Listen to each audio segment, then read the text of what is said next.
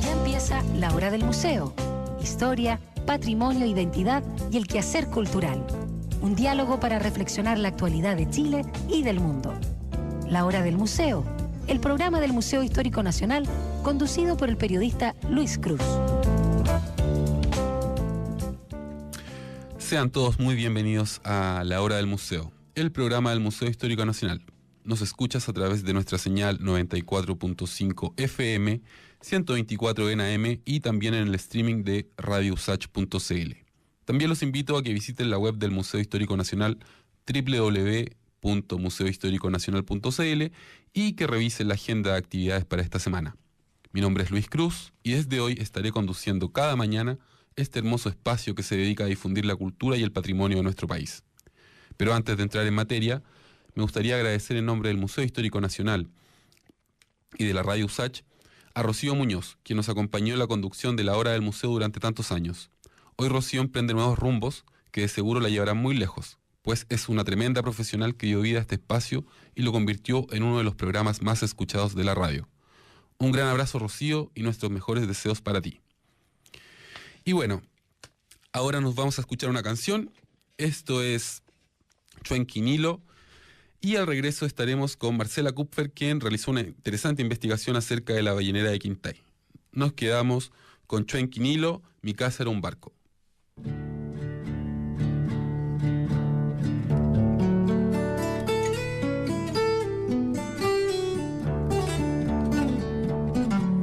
Era en agosto cuando el invierno hizo sentir todas las lluvias que inundaron el jardín.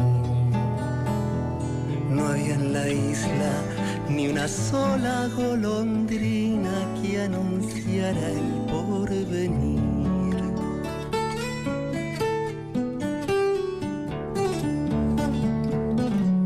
Mi padre andaba dibujando una ciudad. Todo lo hermoso lo guardaba en su baúl. En eso estaba cuando un río de sangre me dejó mirando el mar allá en Ancud. Mi madre cantaba canciones de cuna y yo la miraba tejiendo el sol con la luna. Mi madre cantaba, mi padre contaba historias inciertas y yo lo escuchaba, la boca siempre abierta. Mi padre contaba historias inciertas, mi madre cantaba.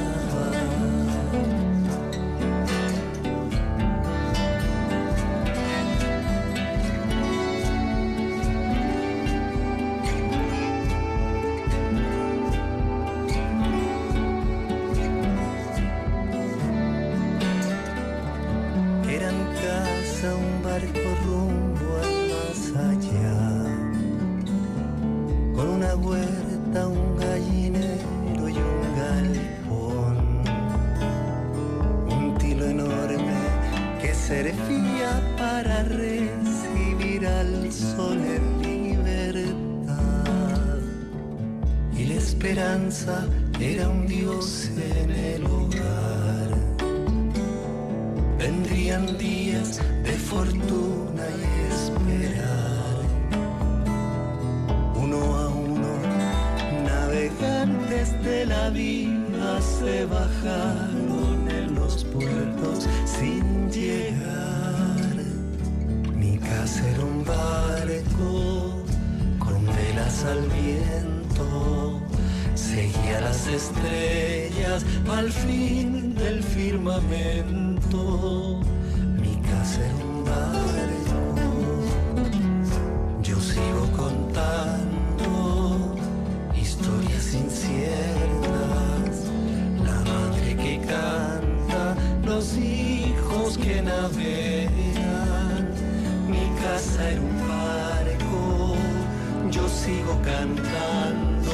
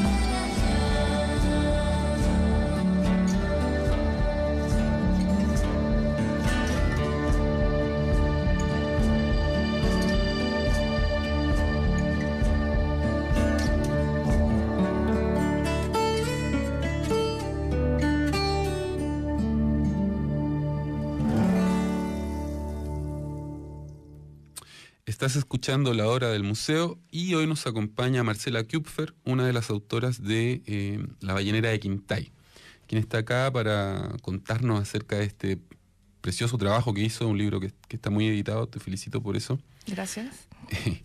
Y bueno, a mí me gustaría abrir esta conversación preguntándote ¿cómo es que nace esta investigación sobre la ballenera de Quintay? ¿Cómo se les ocurrió hacer este tema?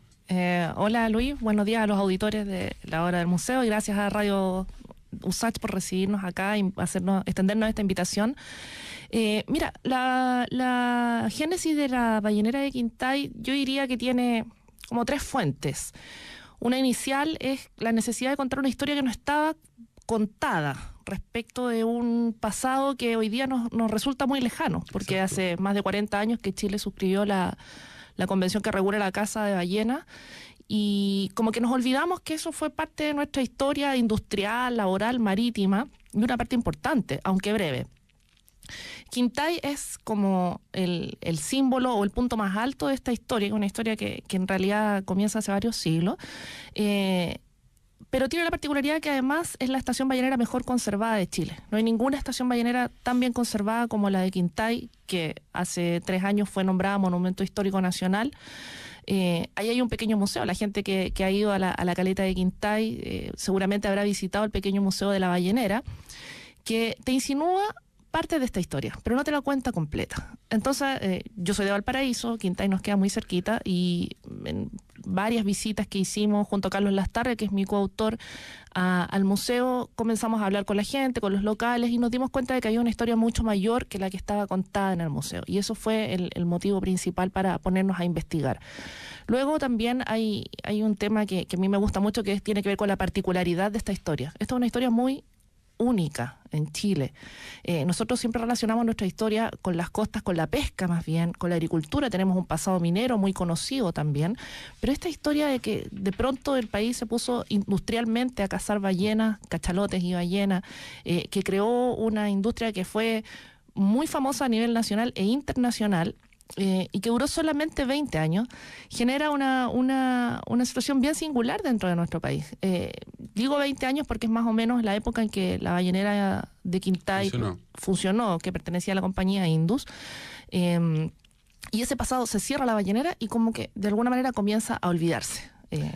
Y eso fue algo también importante. Es bien interesante eso que planteas, ¿no? Que siendo un país con tanta costa, no tenemos muchas historias, salvo los combates navales, obvio, pero respecto como a la actividad pesquera, ¿no? Como que no...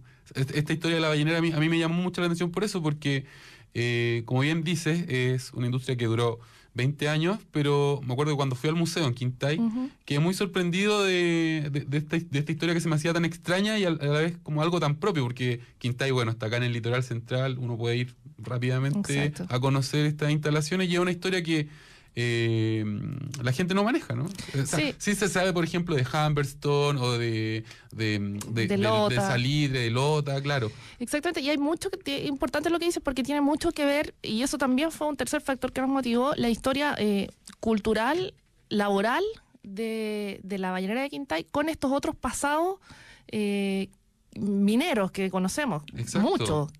En Quintay también funcionó un campamento con hombres que vivieron allí por turnos, que tuvieron unas dinámicas sociales propias y eso se dio en torno al mar. Es verdad lo que tú dices, nosotros tenemos una corte muy extensa, pero nuestras historias del mar siempre las asociamos a los combates. Claro, son historias bélicas. Y hay una épica también relacionada con las actividades de pesca mayormente, que está muy poco contada de una forma muy mínima, con historias orales generalmente, o historias muy territoriales. Y esta historia de la caza de ballenas que es muy larga, por eso te decía, es más antigua de lo que nosotros creemos. En el siglo XX se dio de forma industrial, tiene una cantidad de historias y pasados y raíces y memorias que quedaron en las ciudades donde esto se dio, que por diferentes motivos quedó un poco sin contar. Está Quintay, pero también hubo estaciones súper importantes en el sur, en Punta Arenas, relacionadas con la colonización de la Antártica. En Valdivia tuvieron una estación ballenera, en Chiloé, en Concepción, Quintay, Iquique. Y muchas de estas historias no han sido del todo contadas o reunidas como para que la gente tenga acceso a ellas. Exacto. Oye, ¿y cuánto tiempo les tomó hacer esta investigación, escribir este libro? Yo diría que una investigación nos tomó alrededor de 1 año y medio, casi 2 años. Buena parte del libro son fuentes vivas de gente que trabajó, aunque ojo, la mayor parte de la gente que comenzó a trabajar en los años 41, 42, que comenzó a construirse la ballenera, muchos ya están fallecidos, pero nos dimos cuenta de que había una conservación muy cariñosa y generosa de los descendientes respecto de las memorias de sus padres, fundamentalmente de los que fueron los constructores de la ballenera, que fue un prodigio ingenieril de la época en su momento, y sobre todo los hijos de los capitanes balleneros, que tienen una épica aparte, que después podemos conversar de eso, claro, que es la épica del mar, digamos. Muchos hijos y descendientes conservaban enormes cantidades de fotos, cartas, relatos, dibujos. Ahí hay una fuente importante. Luego una fuente importante también fueron los archivos de prensa, porque, como te digo, hoy día nos parece raro pensar que la caza de ballenas pudiese haber sido motivo de un orgullo nacional. Pero si tú revisas la prensa de la época, la ballenera de Quintay era declarado el prodigio industrial de Chile. Fue visitada por presidentes, fue visitada por corresponsales extranjeros que venían a hacer notas, etcétera. Entonces hay una importante cantidad de información en los archivos de prensa. Y luego también hay estudios universitarios, sobre todo de antropología. Hay varias tesis de antropología que se han hecho sobre la ballenera, que claro, obviamente están publicadas, pero tienen una circulación menor generalmente sobre el mundo académico. Así es que tratamos de rescatar ese material también. Oye, Marce, bueno, yo estuve leyendo el libro y me llamó mucho la atención que en los primeros capítulos se habla de la relación que los pueblos originarios tenían con las ballenas y que es una relación súper distinta a lo que ocurre, ¿no?, con la ballenera de Quintay o con esta pesca industrial, y es como la mirada occidental de... Entonces, a mí me gustaría también, antes de meternos de lleno en la ballenera de Quintay, como un preámbulo y también para generar un contraste, que nos contara acerca de cómo era esta relación entre los pueblos originarios y las ballenas, y la caza de ballenas. Sí, nosotros incluimos, en realidad, la primera parte del libro hace un panorama general de esta historia, porque no es que las balleneras aparezcan de un día para otro en la costa central de Chile. Había un pasado que se remonta inicialmente a los pueblos originarios, aunque nuestros pueblos no fueron grandes cazadores de ballenas como pueden haber sido los pueblos, no sé, del norte de Canadá, de Estados Unidos, que eran pueblos originarios que se dedicaban específicamente a la caza de ballenas, pero sí hubo caza de ballenas, pero son distintas las relaciones. En los pueblos más australes, los Selknam, los Kawascar, cazaban algunas ballenas, sí, ballenas de menor tamaño. No tenían muy desarrollado ni para salir a cazar una ballena azul adulta, a mar adentro. Pero sí en los canales patagónicos hay muchas ballenas que entran que son de menor tamaño y esas sí podían ser cazadas. También recolectaban muchas ballenas que varaban en la orilla y se alimentaban de ellas. Y se ponían la grasa, ¿no? Y se ponían la grasa y ocupaban distintos elementos que podían sacar de las ballenas para rituales o para ceremonias o para usos más domésticos. O sea, efectivamente había una interrelación con las ballenas, sobre todo las sei y otras ballenas más pequeñas que hay en el sur. Y en el caso del pueblo mapuche hay una relación más mitológica, cosmogónica, porque... Ahí está la isla Mocha metida. Está la isla Mocha, que es una isla que para cualquier cultura ballenera europea, sudamericana, siempre tiene una razón especial, porque ahí está el origen de la famosa novela Moby Dick y el relato Mocha Dick, que lo antecede. Que se cuenta en el libro, ojo, eso también está muy bueno del libro, que uno puede aprender también de esta historia detrás de la novela de la novela de Melville. Claro, que tiene un antecedente que es Mocha Dick. Es Mocha Dick, claro. Y que está relacionado precisamente con la isla Mocha, que era en el fondo, para simplificar el mito, era el lugar donde los muertos eran transportados por unas ballenas. No quiero equivocarme, pero era... No me voy a arriesgar con el nombre. Pero era la isla de la resurrección. Exacto, y eran 4 ballenas que en el fondo llevaban el alma de los muertos hasta esta isla donde se producía la resurrección. Entonces la cultura mapuche tiene una relación más mitológica o religiosa, tal vez, con el tema de la ballena y la isla Mocha en particular, que te digo como es el epicentro mitológico de la ballena. En contraste, por ejemplo, que también algo que se ve en el libro, que ustedes lo hacen muy bien, que como que desde la óptica occidental la ballena es solo como un animal del que se pueden producir muchas cosas. Se puede producir aceite, se puede producir... Había una cola muy famosa, la cola elefante. La cola elefante, que era... Cola elefante, o sea, la cantidad de productos que se podían... Es inmenso, es impresionante. O sea, yo encontré en algunos archivos la cantidad de productos que sacaban de una ballena y era impresionante. Lo que pasa es que cuando los europeos llegan a Chile, empiezan a llegar a las costas sudamericanas en el fondo, descubren que Chile, la costa chilena, que está justo en el paso de las ballenas, en el fondo desde la Antártica hacia el Ecuador, las ballenas van y vienen todos los años, cuando empiezan a llegar los primeros navegantes europeos se dan cuenta de que aquí la costa estaba llena de ballenas, pero realmente había muchas. Exacto.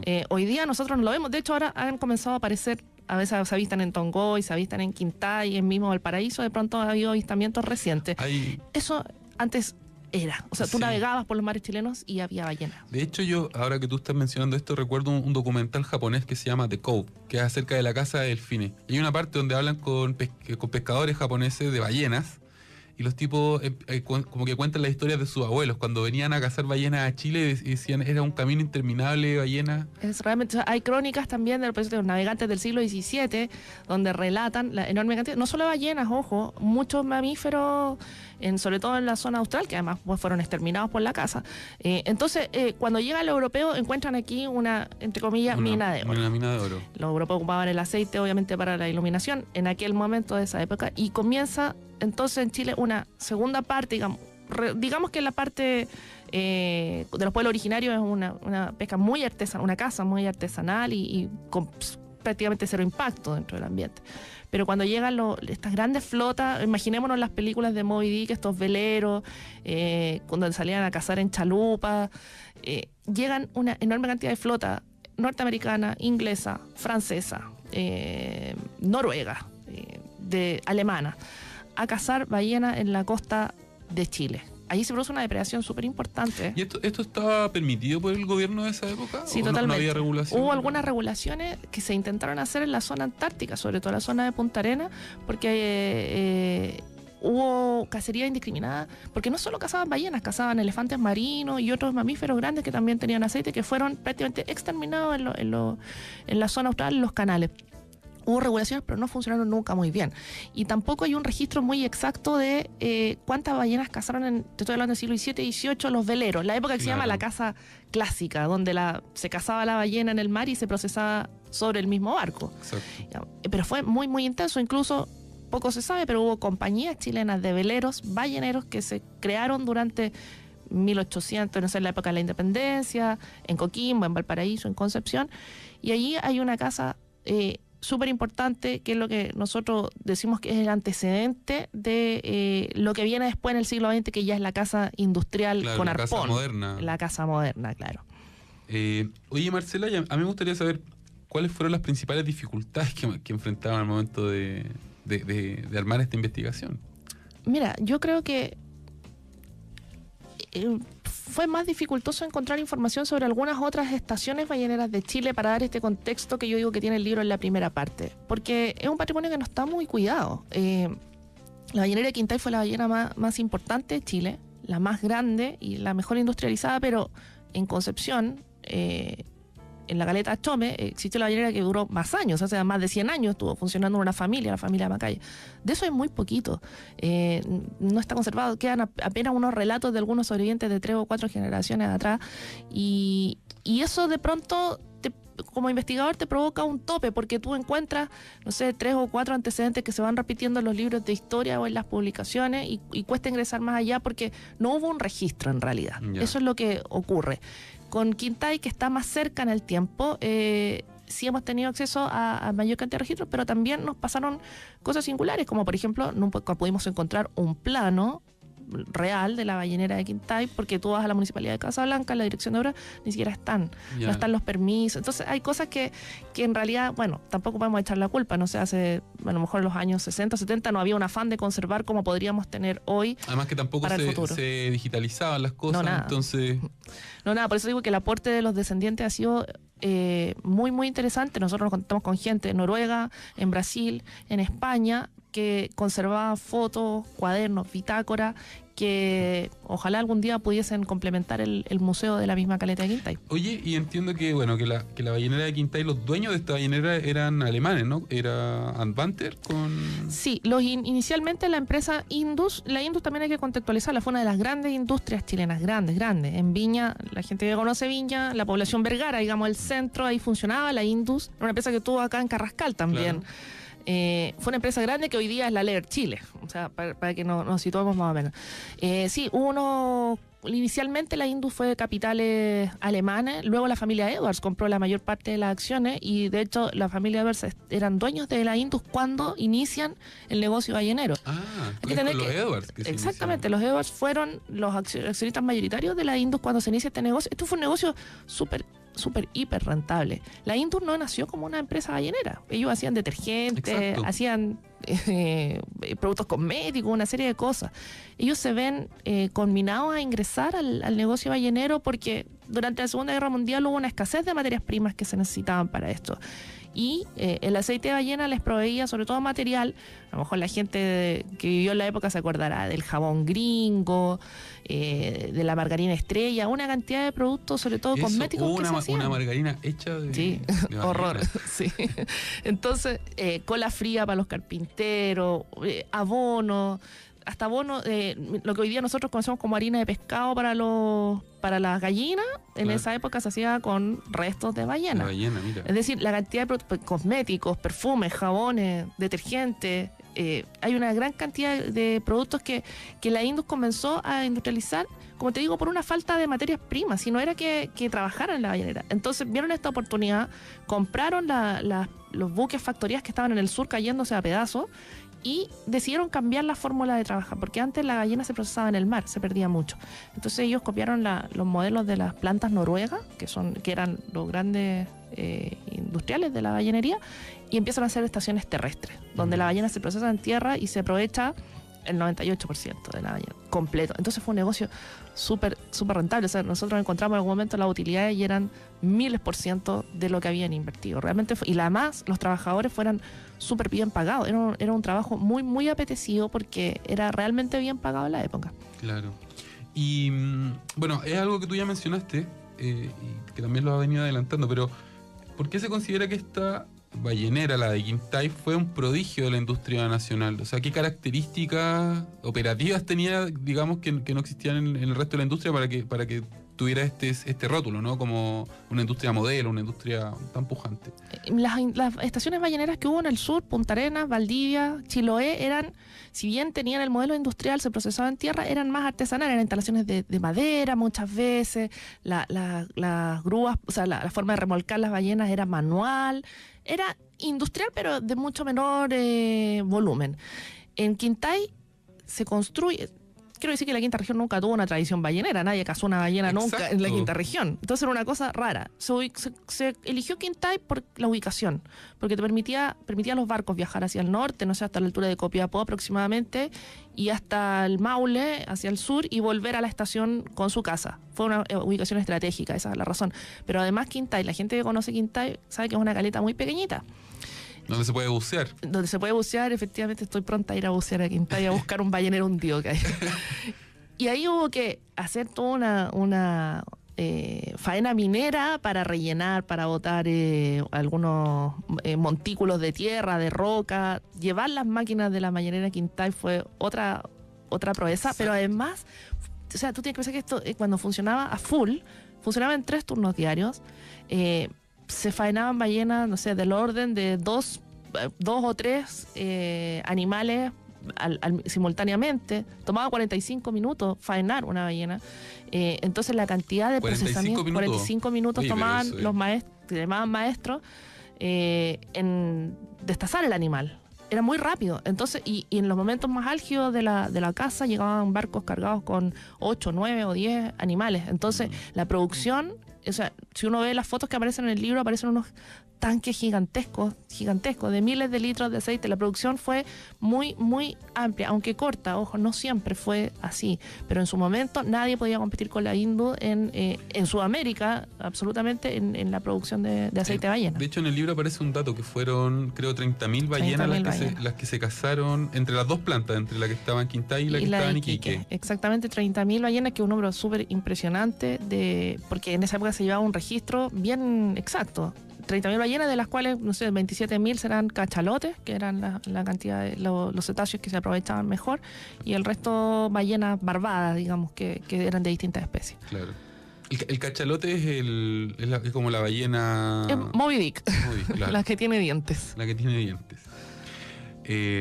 Oye, bueno, y en el libro también algo que me llamó la atención es que hay numerosas referencias a la vida en el campamento ballenero. También yo sé, también uno aprende en el libro leyéndolo que, tú también lo mencionaste, que había japoneses, noruegos, alemanes, no sé, había gente de muchos países, que también era algo muy extraño para Quintay, para esa Sí, zona. yo creo que Quintay vivió una época muy extraña durante esos 20 años. Lo que pasa es que, como te decía, no había una tradición ballenera realmente. Nadie sabía cómo procesar una ballena, ni menos cazarla. Entonces, cuando se instala Quintay, se produce una inmigración muy fuerte. Como yo diría en dos tipos. Uno, que es la inmigración de los maestros que trabajaban, faenaban la ballena. ¿Quién sabía hacer eso en la quinta región? Nadie. Entonces, vino mucha gente del sur, de Chiloé, de Quellón y de Castro, donde sí tenían una tradición ballenera, y hubo estaciones balleneras antes que sabían, eran los maestros descuartizadores en el fondo. Claro. Y ellos venían, reclutaban su gente allá en el sur y se venían acá, porque los sueldos eran súper buenos, y se venían acá y ellos enseñaban a algunos otros, gente que llegaba de Santiago, de Viña del Mar, de Valparaíso, etcétera, a trabajar a esta industria.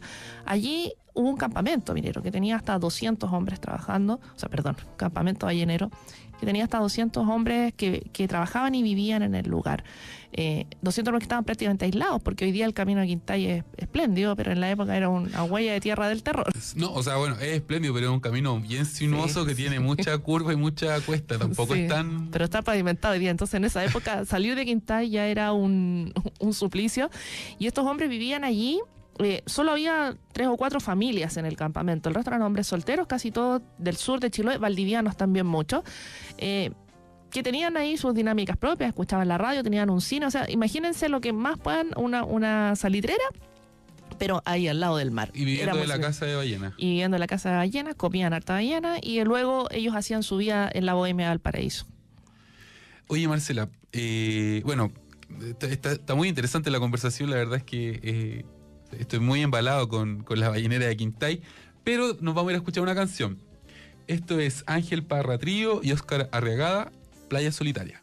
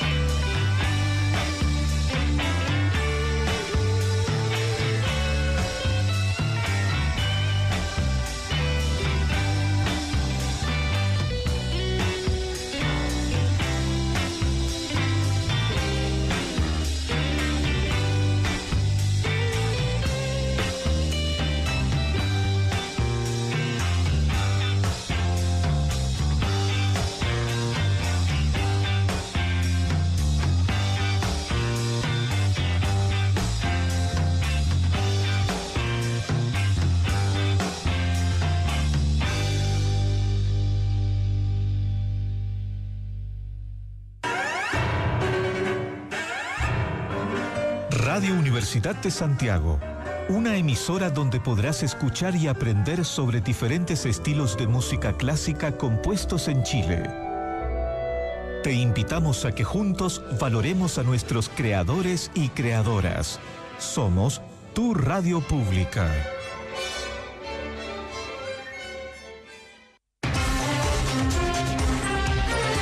Sin Pretexto abordamos en profundidad y con pluralismo los temas de interés público.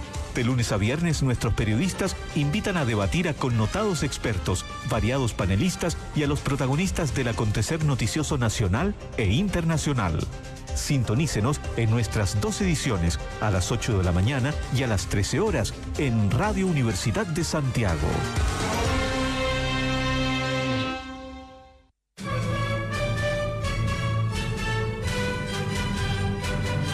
Les invitamos a escuchar Sonata Austral, un espacio de conversación con compositores, intérpretes e investigadores musicales vinculados a la música clásica creada en Chile. Este programa se transmite los lunes y los domingos a las 20 horas.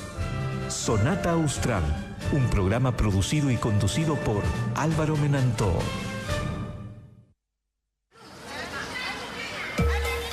En las calles de Bamako, en la Rambla de Barcelona o en la Plaza del Zócalo en Ciudad de México. Geografía de la música. La música está en todas partes, por eso no descansaremos hasta descubrir cada sonido, cada voz, cada rincón de nuestro planeta en Geografía de la Música. Geografía de la música. Acompáñanos en nuestra nueva temporada de lunes a viernes a las 2 de la tarde para descubrir lo más destacado de la música del mundo. 94.5 FM y en radiousach.cl. Déjate llevar por los sonidos del mundo.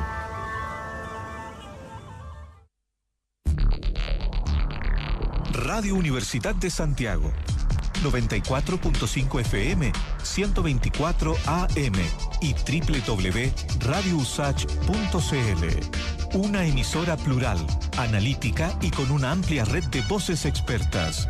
Somos tu radio pública. Estamos de vuelta en La Hora del Museo, el programa del Museo Histórico Nacional, y hoy nos acompaña Marcela Kupfer, quien escribió un libro que se llama La ballenera de Quintay. Antes de irnos a la canción, estábamos hablando acerca de la vida en la ballenera, ¿no? Quisiera que retomáramos un poco esta idea de cómo era este intercambio de nacionalidades en un lugar como Quintay, que no estaba acostumbrado a recibir extranjeros, ¿no? Y más encima tú me estabas contando que habían venido muchos de Chiloé porque eran los que sabían faenar las ballenas. Sí, así es. Allá le decían, los sureños le decían en Quintay a los chilotes y a los valdivianos que llegaron, que se produjeron cosas muy curiosas, incluso que reclamaban hasta por el menú que le ofrecían en la ballenera, porque había pocas papas. Bueno, la vida con la caleta no fue tan intensa. Algunos pescadores trabajaron en la ballenera, algunos chilotes se enamoraron de quintayines y se quedaron, pero la mayoría de estos inmigrantes luego emigra. ¿Quedan, por ejemplo, chilotes cuando hiciste la investigación? Sí, quedan familias que se quedaron, pero son los menos en realidad. Porque en el fondo ellos venían acá por trabajo y desarrollan acá su vida laboral. Como te estaba contando antes de la pausa, ellos tenían salida, no sé, cada 15 días, cada 12 días, se venían a Valparaíso, a Viña del Mar, a la bohemia de la época, se gastaban toda la plata que ganaban y luego regresaban, aunque sí hubo familias que permanecieron luego en Quintay. Pero yo creo que lo más llamativo de Quintay fue la inmigración extranjera que se produjo, asociada sobre todo a la flota ballenera. Porque Quintay tiene como 2 almas. Uno es la estación terrestre, la planta faenadora, que está instalada en la caleta, pero la otra es la flota ballenera, donde salían los capitanes con sus tripulantes a cazar las ballenas. Y en esa flota, la mayor parte, o yo diría aproximadamente la mitad, eran capitanes noruegos.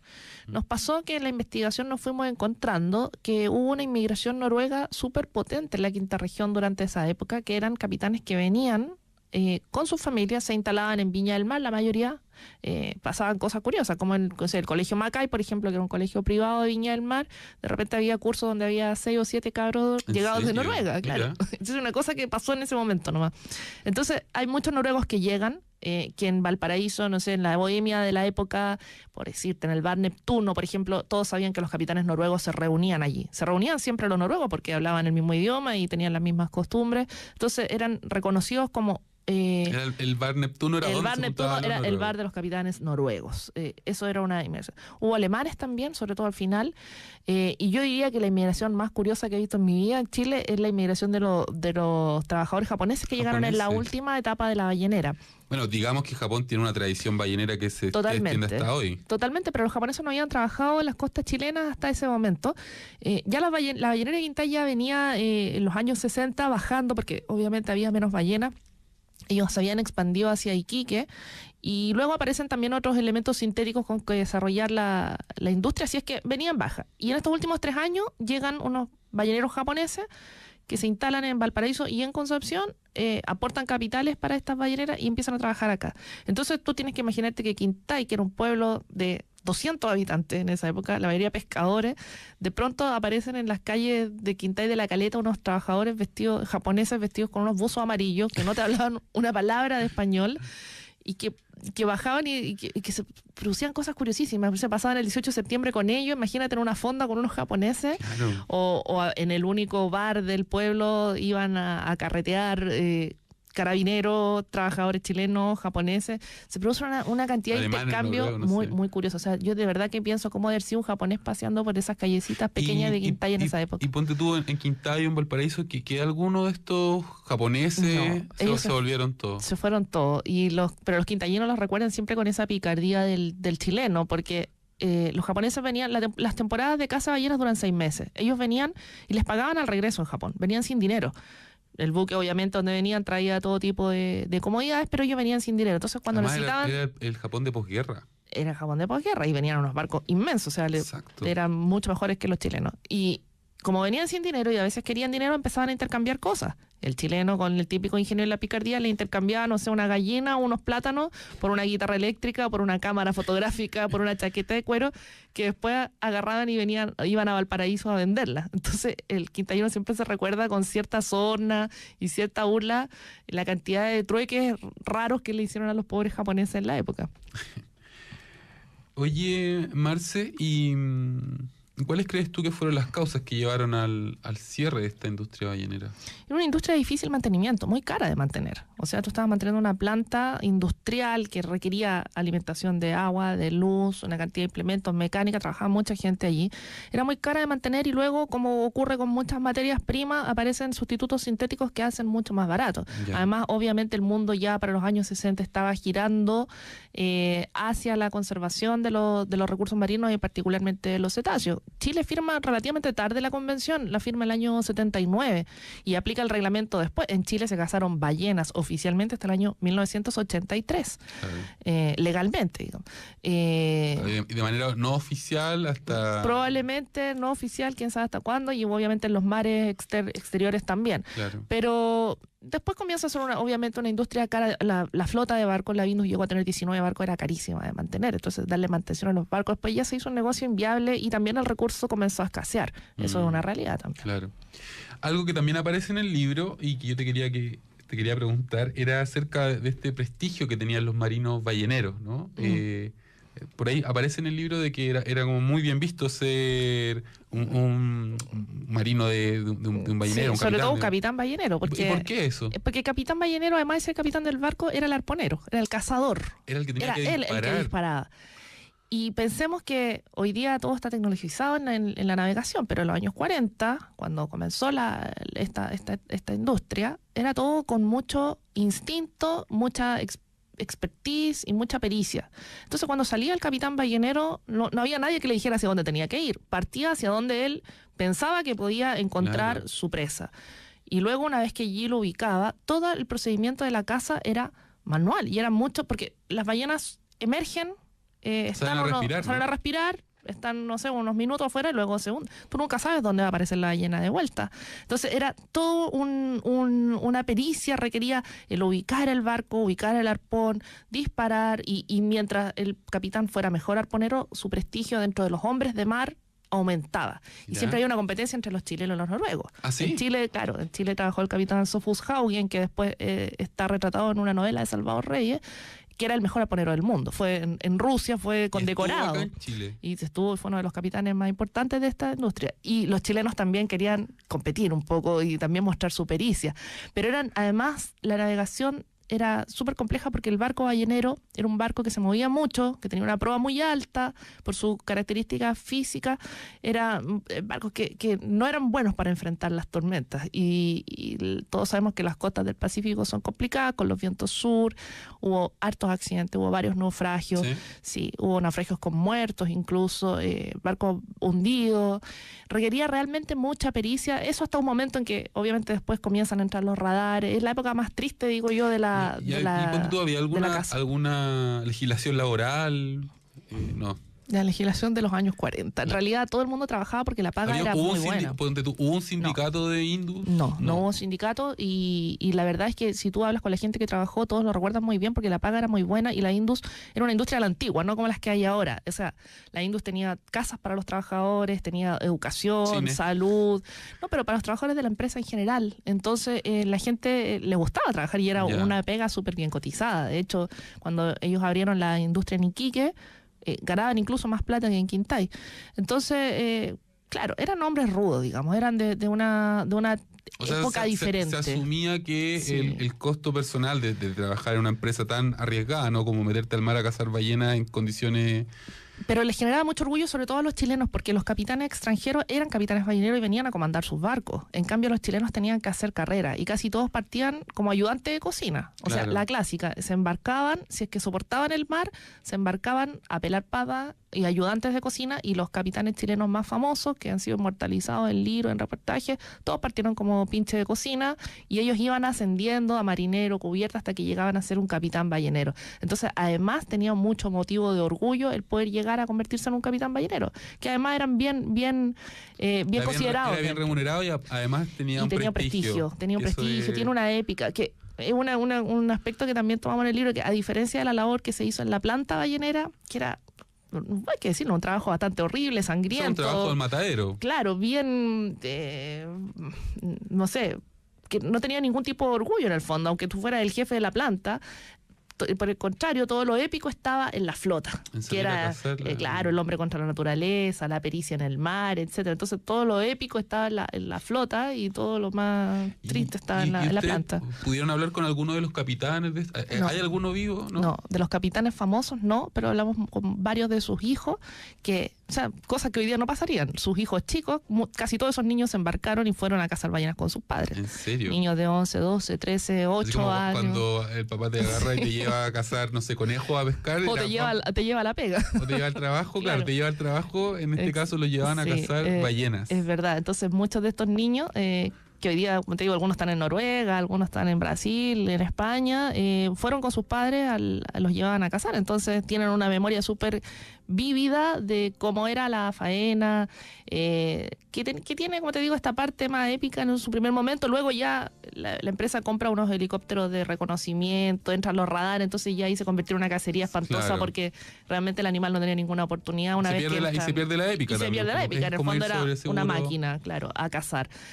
Pero en esta otra etapa tuvo de todo en el fondo. Y además en todas estas tradiciones marineras, las cosas que ellos se contaban, porque no se podía cazar solo de día, entonces las noches contaban sus historias marineras, tenían las supersticiones, Sí, y una cantidad de... Entonces en la flota se da una cultura aparte también. una cultura aparte. Bueno, hay un capítulo que a mí me encantó, que es el capítulo donde se habla de la literatura y la caza de la ballena y cómo se influencia esto. Yo les voy a contar que tanto Marcela como yo somos editores, entonces evidentemente que que ese capítulo yo encontré que estaba muy bueno. Me gustaría que tú nos contaras sobre esta relación, ¿no? de la literatura y el mundo del mar y la caza de ballena. Sí, bueno, la literatura ballenera, tuvimos que recortar ese capítulo porque era como un libro aparte en realidad. Porque en la literatura universal la ballena está presente en... O sea, está la Biblia, o sea, está... decenas, no cientos, quiero decir, de libros. Obviamente Moby Dick es el más importante, pero no sé, Stevenson, Allan Poe, hay cantidad de títulos balleneros muy, muy reconocidos y que se relacionan con esta actividad que estuvo presente en la historia por muchos siglos. En Chile, obviamente Francisco Coloane es el gran ballenero, el hijo de un capitán ballenero, de capitán de chalupa, digamos, de pesca manual. Espérate, la chalupa, para los que no saben, ¿qué es? Un bote grande. Un bote grande. Es el bote que te acerca a los barcos. El barcos, bote que ¿no? te acerca, claro. Entonces, antes de estos barcos industriales que cazaban con arpón, acá en el sur sobre todo se cazaban 6 hombres arriba de un bote grande con lanzas manuales. Y que después que cazaba la ballena la remolcaban a remo. Digamos. O sea, era una cosa... Y el papá de Coloane era ballenero, de hecho. Era marino. Entonces Coloane siempre se ha interesado en el tema de la ballena. La ballena está presente en muchísimos de sus libros. Y yo creo que Coloane escribe la mejor crónica. Y creo que si uno lee esa crónica, ya está listo sobre la ballenera de Quintay. En un libro que se llama Así trabajan los chilenos, si no me equivoco, que es un libro que publicó Quimantú, año 71, probablemente 72, que son 3 oficios. Uno de esos oficios es el oficio ballenero, y Coloane va y se embarca en el Indus, yo diría que el 8, con el capitán Olavarría, y él cuenta, pero con una pluma hermosa, lo que pasa en la planta. Mientras él espera que llegue el barco, ve cómo faenan las ballenas, luego se sube con los marineros, habla con ellos, con los tripulantes, cuenta la vida de arriba del barco y regresa. Yo creo que esa crónica eso está en Así trabajan los chilenos. Sí, o Así son los chilenos, no recuerdo, un libro de Quimantú. Esa crónica después se publicó en una versión más corta en LOM, en un libro que es recopilatorio de, si no me equivoco, es Velero Anclado. Pero es una versión más corta. En la Biblioteca Nacional está el libro. Yo se los recomiendo porque realmente es una joya de la descripción que hace, y obviamente es una crónica, yo diría periodística, pero con una pluma literaria muy interesante, porque además Coloane le encantaba las ballenas y le encantaba el mar, obviamente. Exacto. Y luego hay una novela que también es muy recomendable, que es de Salvador Reyes, Premio Nacional de Literatura, que es el gran novelista del puerto. Exacto. Absolutamente. Y escribe Mónica Sanders. Una novela que curiosamente yo leí cuando era muy chiquitita y no me acordé de Mónica Sanders hasta que empecé a hacer este libro. Y Salvador Reyes también se embarca con uno de los barcos balleneros, con el Indus 6, con el capitán Haugen, que era el que te contaba que era el mejor arponero del mundo. Y obviamente ficciona todo, pero todos los personajes que allí aparecen son reales. De hecho, encontramos a varios de ellos, unos marineros que terminaron siendo capitanes, qué sé yo. Y ahí él, con nombres ficticios, le cambia el nombre a la caleta de Quintay, le cambia el nombre a los personajes. Él narra la vida arriba de los barcos y la relación de la flota con el puerto de Valparaíso en particular, porque estos barcos atracaban en Valparaíso. Entonces era una postal propia de Valparaíso en los años 50, el ver los balleneros atracados allí.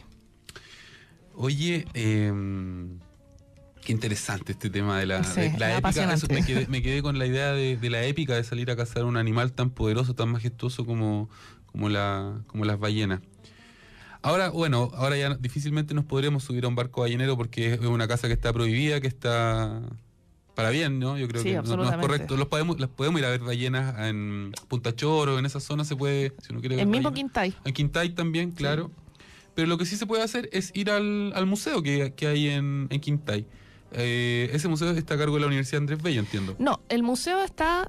el sitio de la ballenera fue declarado Monumento Histórico Nacional en el año 2015. El museo, propiamente tal, pertenece a la Fundación Quintay. Hace poquito me enteré que estaba en una discoteca una vez ahí. Pero hace algunos años funciona con el museo, con algunas fotografías. Es bien interesante, se lo recomiendo, tienen hasta algunos videos. Para hacerse una idea general, es recomendable, vale 800 pesos la entrada, y el señor que corta la entrada trabajó en la ballenera, así que si tienen tiempo conversan con él. Y luego toda la instalación industrial pertenece a la Universidad Andrés Bello, que es muy bonito lo que hacen ahí porque tienen un campo de investigaciones marinas. Entonces en el fondo es darle una vuelta de tuerca a lo que pasó en Quintay. Exacto. O sea, nadie recuerda la Casa de Ballenas como algo glorioso. Y es un paseo que se puede hacer por el día. Sí, de Santiago están, no sé, 1 hora y media, muy cerca, es muy linda la caleta, y de verdad las instalaciones están súper bien conservadas y no hay ninguna otra instalación en Chile ballenera que esté tan bien conservada como esta. Yo, a lo mejor para cerrar, me gustaría yo he hecho otros libros de historia local, y creo que la gracia que tienen estos libros es que uno puede volver a visitar estos lugares con otra visión. Exacto.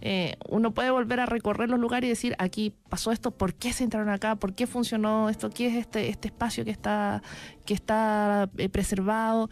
Creo que la gracia de los museos es conservar, y de los que podemos hacer los investigadores o los recopiladores es darle ese valor agregado para cuando la gente visita ese museo pueda tener una visión más amplia. Oye, Marcela, yo te quiero agradecer que nos haya acompañado durante esta mañana. Es mi primer capítulo en vivo, así que te felicitaciones. agradezco. Espero que haya salido bien. Doblemente. Yo creo que sí. Al menos para mí fue muy agradable conversar contigo en esta mañana.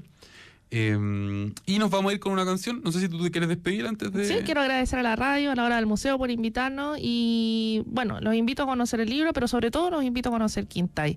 De verdad está cerca de la capital y es un lugar precioso, una caleta muy bien conservada, con mucho espíritu y mucha identidad, y el museo vale la pena recorrerlo también. Así que ya saben, pueden ir a Quintay a conocer el museo de la ballenera de Quintay. Están todos invitados. Y ahora nos vamos con Haces Falsos, Pacífico.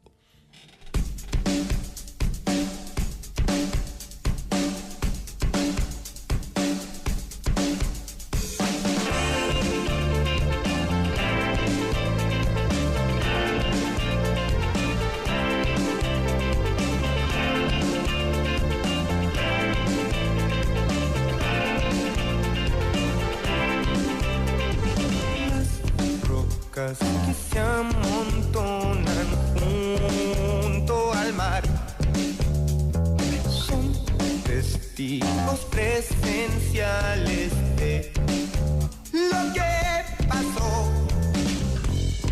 Una pareja adolescente que se demuestra lo que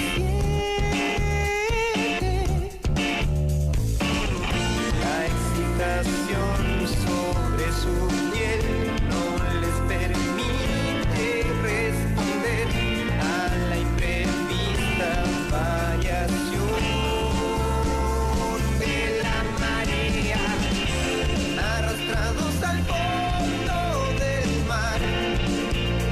Es un amor que no morirá, viajeros del Pacífico Sur, profundidad, unas cuadrillas de medusas los escoltaron al abismo. Un pueblo asentado en las montañas ordena abrir el gran portón. De par en par, entre arrecifes de coral, una pirámide asomó.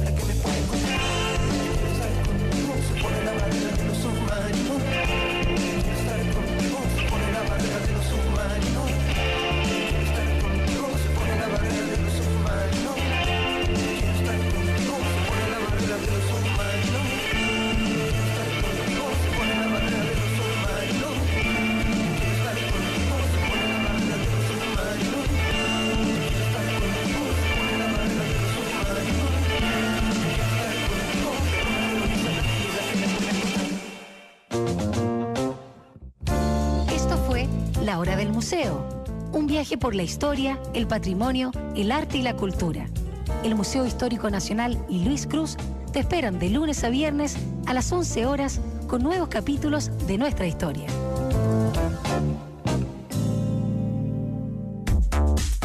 Radio Universidad de Santiago, una emisora al servicio de la ciudadanía que promueve la participación. Interactúa con nosotros a través de nuestras redes sociales. Te esperamos en Facebook, Twitter e Instagram. Somos tu radio pública. Hola, ¿sabías que los paneles solares te permiten un gran ahorro en tu cuenta de gas? Así es, soy Cristian Monque.